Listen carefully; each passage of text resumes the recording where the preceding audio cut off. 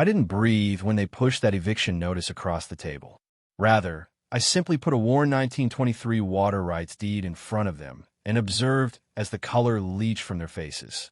In weeks, 35 McMansions sat on newly created lakefront property. The Willowbrook Estates, HOA, believed they could steal my grandfather's farm while I was serving overseas. But they had no idea who they were messing with. They built their perfect suburban paradise, white fences, golf carts, and tennis outfit Karens, right on stolen land. What they didn't know, I'm an Army Corps of Engineers veteran, and that little earth dam on my property had been waiting 45 years for someone stupid enough to build downstream. When the spillway gates opened, gravity did the rest. And for the very first time, their high-end subdivision saw what actual natural flooding looks like. And where are you viewing from?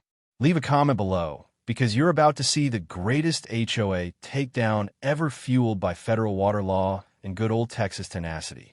My name's Jake Morrison, 34, Army Corps of Engineers, and proud third-generation owner of 47 prime Texas acres just outside of Austin. My pops purchased this land back in 1955 when Austin was as many barbecue restaurants as it was tech firms. He worked hard, believed in honest land, and in taking care of the folks around you. In 1978, Pops constructed a modest earth dam, a humble but sound bit of engineering that caught rainwater for our livestock and protected downstream families from drought. He even negotiated directly with the Army Corps of Engineers. That made the dam federal jurisdiction. But when I returned from Afghanistan, everything was different. Open fields were now survey stakes, cement trucks, and construction workers covering my land. A smug foreman informed me, "We've got permits. This is Willowbrook Estates land now." I called the police. Officer Martinez arrived, looking uneasy. He explained the HOA had filed an adverse possession claim, basically a legal loophole that lets squatters take over unused land. That's when Maggie Thornwell showed up, 52 years old, HOA president, white BMW, fake smile sharper than a Texas rattler's bite. She called me honey and told me I'd abandoned my family's land. Then she said, "We're just putting it to good use for the community." I wanted to think it was a nightmare until I saw what they'd done. Her crews had rerouted the creek, supplying Pop's Dam. The water level fell each and every day. 45 years of water stewardship lost. That's when I understood this wasn't about land. This was war. My first attorney quoted me $85,000 just to battle the zoning modification. As it turned out, Maggie's husband, City Councilman Rick Thornwell, had jammed through an emergency rezoning during my time abroad. So while the HOA was trying to bury me in paperwork, I uncovered the archives. And that's when I struck gold, Pop's original 1978 federal dam permits, and a 1923 water rights deed, giving my family dominion over the entire Willow Creek watershed. Those rights were older than the city itself. They weren't just stealing my land, they were stealing my water. Then Maggie took her lies to the media, crocodile tears on local news, claiming my dam was dangerous. She even posted online warnings about unstable veterans in the area, turning the whole community against me. But I'd fought wars tougher than this. So I reached out to my Army pal Tony, now employed by the EPA Enforcement Division. When I explained to him what they'd done, he uttered 9 words that shifted everything. "Jake, that's a Clean Water Act violation. Federal jurisdiction. Game on." I installed trail cameras, water flow meters, and timestamp proof. While they bullied me with phony inspections and wellness checks, I constructed my case like a soldier preparing. A tactical assault. The HOA was guilty of illegal creek diversion, zoning deceit, and federal environmental crimes, all of which were subject to 6-figure fines. They believed they could drown me in red tape. But what they did not know, I had weight and the law on my side. That evening, I stood by my bedroom window and gazed at the storm clouds forming. But they weren't rain clouds, they were chance. Maggie had blown up. Rick, her councilman husband, expedited an eminent domain hearing 2 weeks away. And then their offer, $180,000 for property worth close to $900,000. The message was unmistakable. Take the offer or lose it all. The local newspaper had called me a troubled veteran standing in community progress. They published a picture that made my farmhouse appear like a meth lab.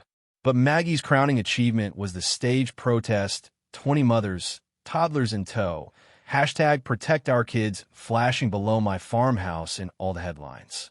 She wrote, "Our children deserve safe neighborhoods, not whatever issues he brought back from war." She was correct about one thing. I did bring back something: training to recognize propaganda and the engineering talent to stop it. Then Tony Riggs of the EPA phoned. "Jake, your grievance initiated a federal inquiry." And guess who they are targeting? Maggie had already been fined $2. $3 million in Houston for identical creek diversion ripoff. Federal offenses stick with you, even into fresh zip codes. While Maggie acted the victim on the web, I discovered her little secret. Their whole development's loans were secured with pilfered water rights. If those reverted to me, the owner, the entire neighborhood of Willowbrook would be financially underwater. Irony never was so sweet. She proposed $400,000 cash, 48 hours only. I laughed and hung up. Then she attempted to scam my sister in California with some tear-jerking tale of her unstable veteran brother.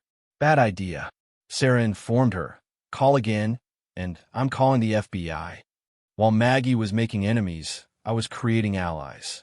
I allied with environmental attorney Amanda Cross, a pit bull in a pantsuit. We enlisted farmers, neighbors, and conservationists whose lives she'd ruined. Miguel Santos produced documents from 1887 detailing his family's water rights. Mrs. Chun produced photographs from the 1940s demonstrating the historic flow of the creek.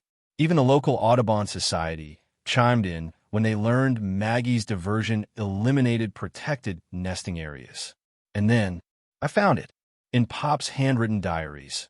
"Open spillway today. Helped the Santos farm and 3 others through drought." That's what neighbors do. That's when I realized what had to be done.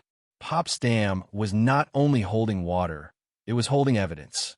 The original construction featured hydraulic spillway gates designed for controlled flooding to keep the natural creek flow. Precisely what Maggie illegally diverted. Storm predictions were calling for 7-year deluge rainfall. Ideal timing for what the EPA would refer to as a natural flood event. We assembled an alliance. Amanda organized legal submissions. Tony promised federal supervision. Miguel assembled historical witness. Mrs. Chun mobilized the community. Every side covered. Every paper filed. Amanda's legal strategy was masterful. She cited the Agricultural Water Rights Covenant, which said I was legally bound to provide seasonal flow for farms below us. That is, we weren't violating the law. We were upholding it. My strategy was Army Corps efficiency. 6 a.m. partial gate opening. 10 a.m. peak flow. Total volume 8 million gallons, restoring Willow Creek's natural route without hurting anyone. I filed emergency notices, alerted local fire departments, and posted bilingual safety notices. All by the book, federally, legally, and morally. Amanda fought financial warfare. She tipped off regulators, insurance auditors, and the state attorney general. Rick's empire was falling apart one subpoena at a time. And as the first raindrops fell upon Pop's old tin roof, I gazed up into the sky and softly whispered, "This one's for you, Pops." At dawn, I swung open the gate. The gates creaked open with a loud metallic sound. Water roared through the valley, cutting its rightful path, ripping through Maggie's illegal concrete walls like paper. Within a matter of hours, Willow Creek was renewed. The farms quaffed again. The birds came back. And the HOA's deceit drowned on its own weight, literally. The storm had accomplished what the law had taken too long to do: restore the equilibrium of land, water, and justice. And that was the day the HOA's empire sank in the truth. Pops had constructed this system to endure, solid, uncomplicated, and unmovable. I stocked the farmhouse like a bunker, knowing Maggie would unleash everything she had upon me. Amanda had already obtained protective court orders to prevent interference with illegal dam operations. We even installed encrypted military-quality radios, our own secure channel against anarchy. That morning, as I stood at the control console for the final inspection, thunder rolled in the distance. Storm clouds were brewing, and all was coming together. Rain was promised in 48 hours. Federal agents were coming in 36. And Maggie? Her starring role on TV in 24? No doubt a smear campaign. Timing couldn't be better. Justice would flow by dawn tomorrow, along with 45 years of pilfered water going home. But Maggie wasn't about to quit. She contracted private security to guard my property boundary, not rent-a-cops, but tactical wannabes in fatigues. My trail cams caught them at 2 a.m. attempting to sabotage the spillway. One of them attempted to stick concrete in the hydraulic lines while the other served as a lookout. Tony Riggs had already alerted the sheriff's office. Deputy Rodriguez was lurking. The arrest was beautiful, caught on camera and caught red-handed. Their excuse? Protecting community infrastructure. Hard to sell that when you're holding a bag of quick-set concrete at 2 a.m. Maggie's desperation went national. On the Asta Morning Show, she put on her best church lady act, tears and all. Veterans need mental health help, not weapons, she sniffled. This guy's going to wash out kids' homes.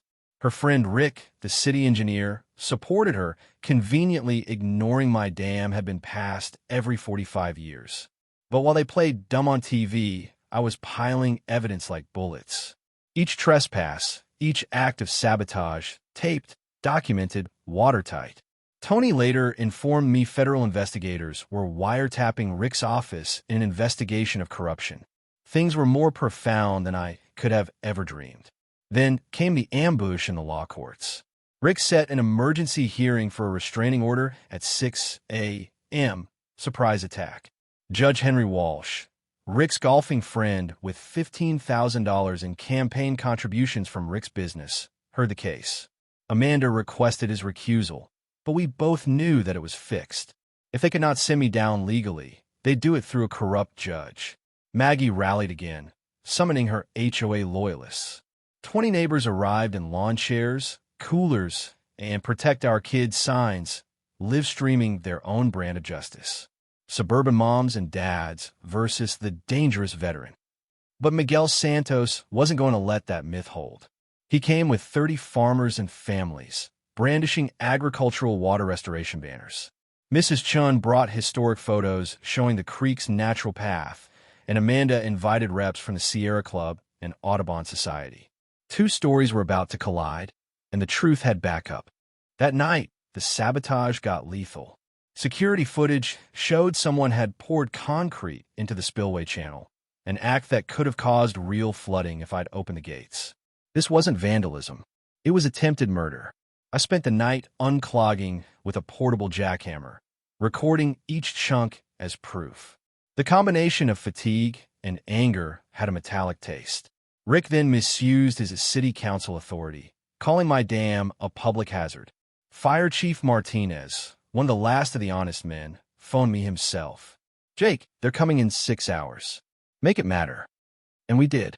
Amanda's insurance probe put in motion at the state level a freeze on all HOA construction policies.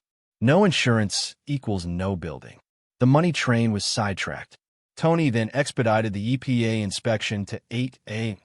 Federal agents were en route.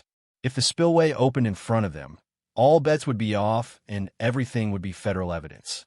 That was when Maggie pulled her muddiest card.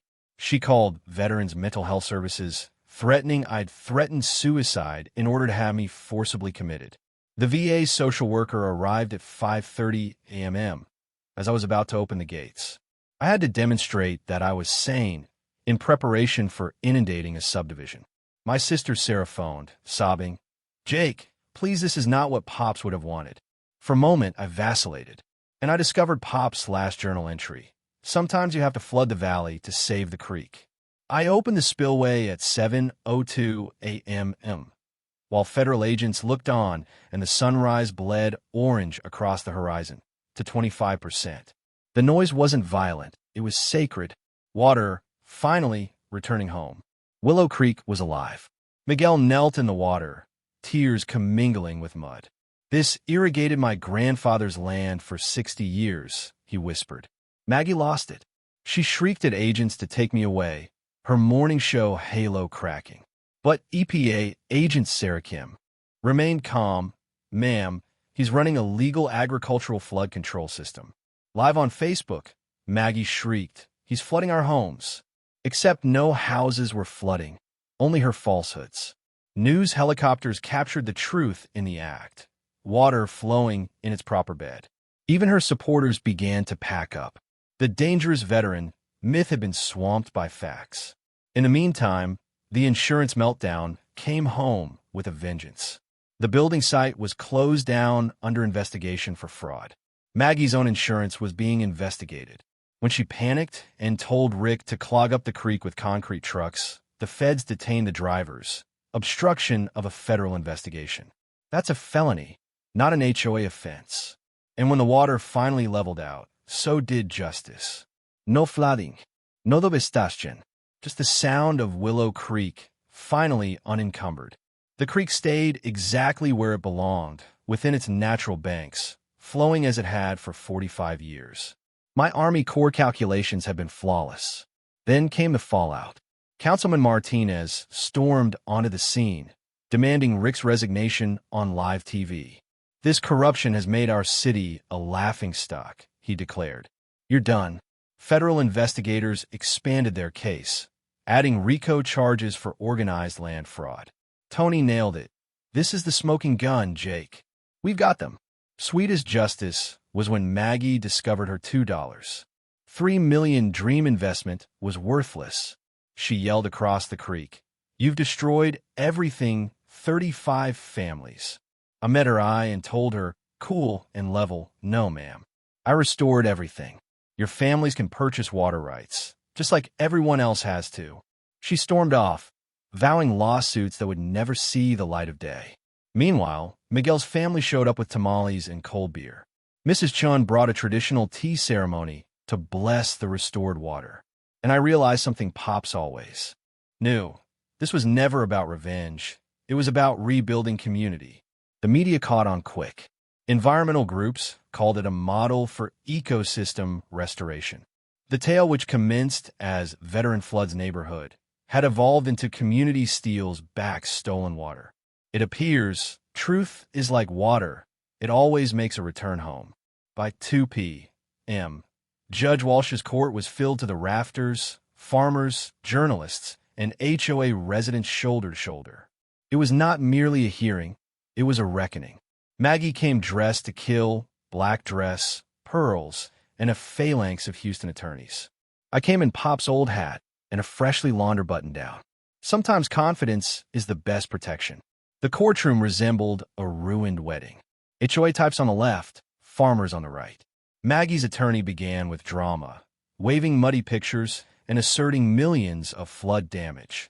Then they rolled in a psychiatrist I'd never met, telling me I had combat revenge fantasies. "Your Honor," he told the courtroom, "this troubled vet used water as a weapon to terrorize families." The crowd gasped until Amanda stood up. She dropped the 1978 Agricultural Covenant mandating seasonal flooding, legally and historically confirmed. Then EPA agent Sarah Kim testified and proved it all. No property damage, no flooding, just natural flow of water resumed. Old photographs confirmed it. Federal documents supported it. And Tony's EPA testimony nailed their coffin. The HOA had violated several environmental regulations, engaged in fraud, and ruined protected ecosystems. You could notice Judge Walsh perspiring. His allegiance to Rick was plummeting rapidly under the burden of federal offenses. When Amanda called Rick to take the stand, the dam really broke. He acknowledged rushing zoning when I was abroad and validated his ownership in a construction firm. Next, Amanda had played his tape call regarding ruining. Stewardship, not greed. My property value doubled under its new federal conservation status. The $340,000 fraud settlement found a better purpose. I purchased Miguel's family farm at auction and returned it, debt-free. Willow Creek became an ecotourism haven. Kayaking, birdwatching, and fishing where McMansions once threatened to rise. Mrs. Chin's garden became a showcase for sustainable farming. 3 downstream farms saw their best harvest in a decade. Wildlife returned. Birds nested. Nature healed. The Army Corps even added my operation as a case study in their training manual, proof that one man and a community can out-engineer corruption. And me? Peace. I rebuilt Pop's farmhouse green. Sarah returned from California to assist in operating our agribusiness. Amanda and I, let's just say, shared struggles create unbreakable bonds. Willow Creek's success resonated throughout Texas. Other towns started reclaiming hijacked waterways, using our case as precedent. The Pops Morrison Environmental Scholarship was created, assisting rural students to battle for clean water. Miguel's daughter Maria joined our first scholar, now attending UT Austin studying environmental engineering. Each year, Creek Days Festival honors what we created: community, perseverance, and hope. We've already financed 6 other communities to combat corporate water theft. And each Sunday, I go to Pop's grave, mason jar in hand, with fresh creek water. "Thanks, Pops," I whisper. She's singing again, just like you promised she would. Today, the Willow Creek Conservation Trust preserves the whole watershed forever. No one will ever pilfer this water again. And here's the kicker. Maggie's Houston HOA is currently under federal prosecution. One veterans stand ignited 147 such lawsuits across 3 states. What began as a neighborhood struggle became a national movement. Sitting on my porch, seeing that water shine in the sunlight, I know this. Sometimes you must flood the valley to rescue the creek. But you never do it by yourself. You do it with your neighbors, your people, your mission. If you're battling HOA abuse, corruption, or environmental greed, don't quit. Document everything. Be more than a solo skirmisher. Find allies. And don't forget, when you stand up for what's right, the law stands with you. Leave a comment and tell your HOA nightmare story below. I read them all. Subscribe for more real-life tales of neighbors standing up for themselves and succeeding. Because water seeks an outlet. Justice seeks its way. And when neighborhoods stand as one, they triumph as one. Willow Creek runs free, and so will it.